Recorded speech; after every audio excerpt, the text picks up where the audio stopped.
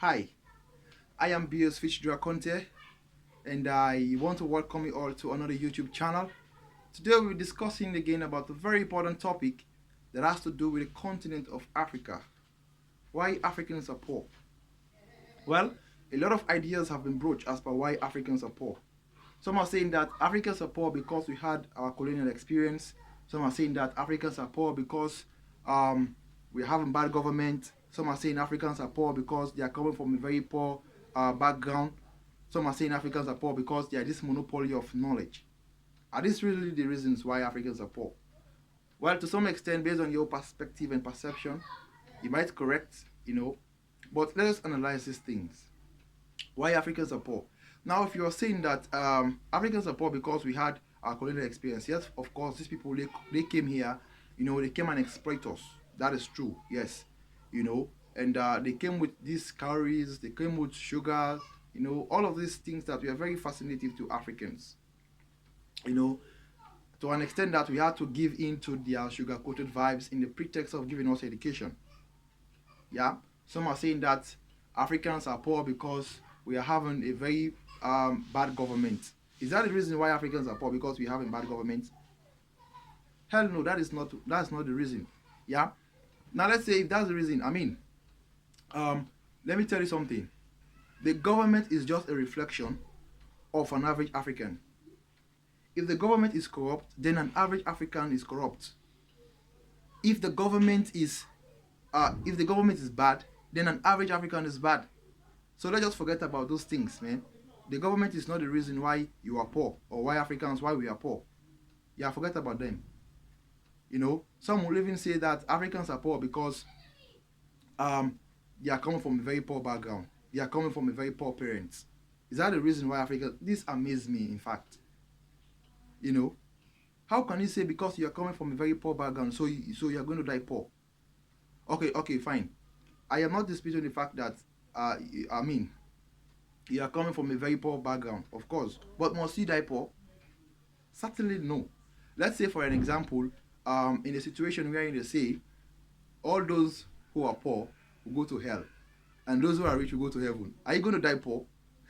Of course, I know the world will be a better place. That is to say, if there is a saying that says, um, if you want to go to heaven, then you must be rich.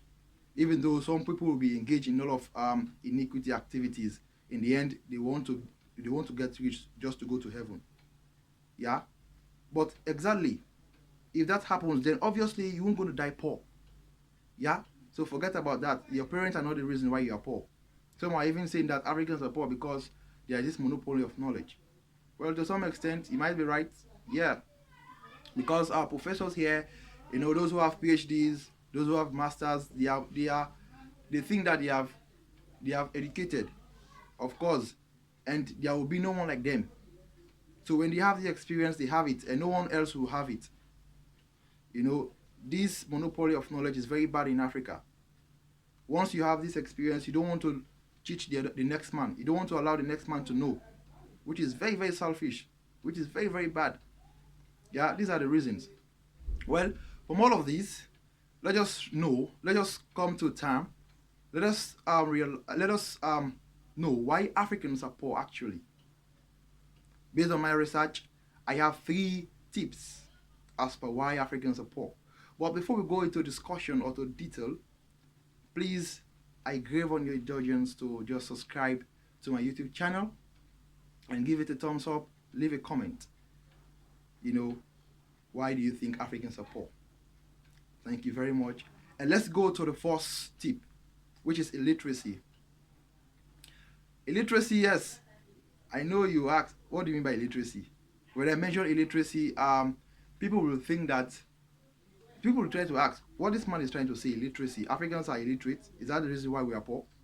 I am talking about these PhD holders. I am talking about masters holders. I'm not talking about degree holders. Yeah, that is not education. That is not what I refer to as education. Yeah, if I want to know an average African is educated, then I'll ask a question. When last did you learn new things? Or just be honest with yourself. When last did you learn new things? An average African is that individual that have this passion to learn, An average African is that individual that is curious about things around him. An average African woman is that woman that wakes up in the morning, try to think about productive things. Yeah, not to copy the lifestyle of those celebrities and all. Yeah. Now, if you meet an average African and you ask him or her, why are you poor? They will say, yes, I'm poor because there is no opportunity for me. You want to become rich, of course, ask yourself this honest question. When last did you read about money? Ask yourself this honest question. When last did you read about development? Then you see, you are saying here you want to become successful in life. You know?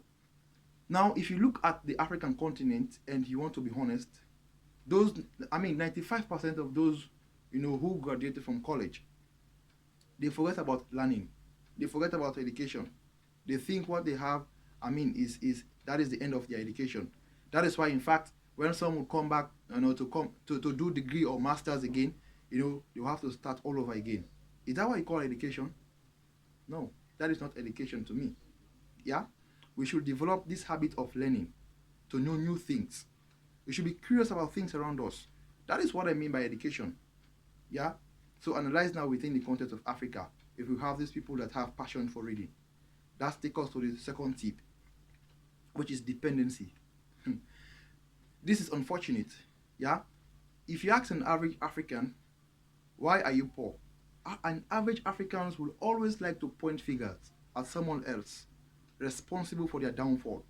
They will always want to point fingers at someone else responsible for their predicament, responsible for their retrogression. Why are you so dependent on someone? If there is no opportunity for you, you start to say, there is no opportunity for me. This man doesn't give me opportunity. The government doesn't give me opportunity. What are you saying? Are you going to sit down waiting on the government to give you job or to create job for you? Of course, since the inception of your birth, since you came into existence, this is how things were going on. This is how the government do operate in your country. Why can't you change this perception? Why can't you change your mentality and interdiscipline rather? Try to cultivate this habit of thinking out of the box. And if you do so, believe me, it's going to help you a lot. Don't depend on the government. Don't wait on the government to come and create a job for you, my man. Forget about these government people. That is their attitude. That is their habit. Forget about them. Yeah? Learn to think out of the box. That is why God has given us everything in the price of labor. So who are you? Are you Queen Elizabeth's son? You don't want to go out to exhaust yourself. You don't want to go and work. You don't want to think out of the box and create a job for yourself. You think everything is going to happen in a platter of silver. You are joking with your destiny. You are joking with yourself. Yeah? So forget about them. The government are not. Now listen, if you want to see how this dependency thing work, just take a look at your government. They depend on foreign aid. They depend on donors. That is irresponsibility. Of course, upon all these resources that we have, we cannot cultivate that into a finished product. You see? This is a problem, and you're here sitting, waiting on the government to come and create a job for you. You are just wasting your time. Mark my word, you're just wasting your time. Yeah?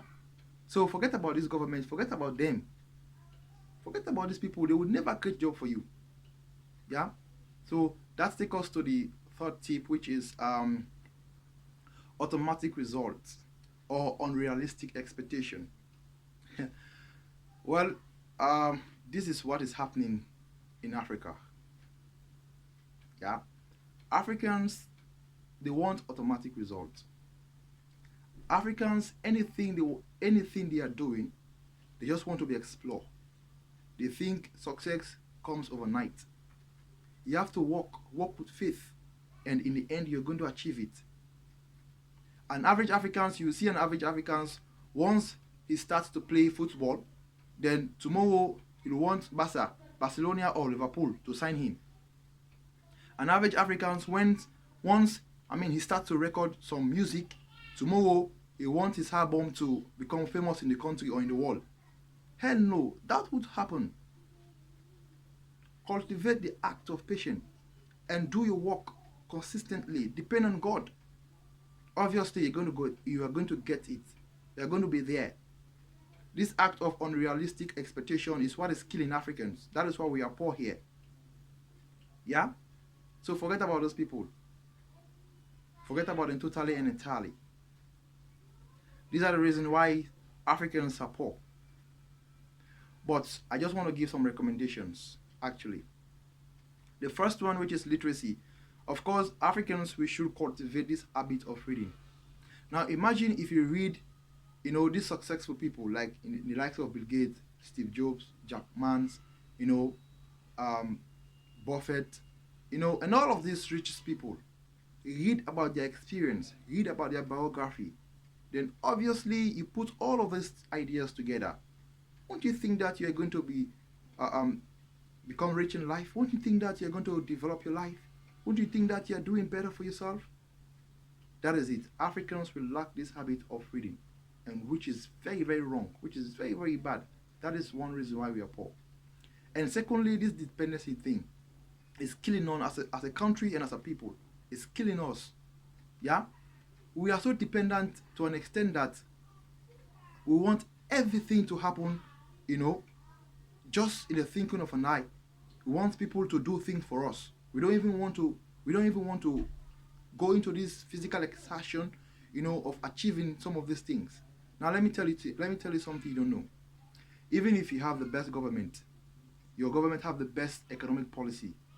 Once you are not yet developmentally oriented, there is no way you are going to be successful in life.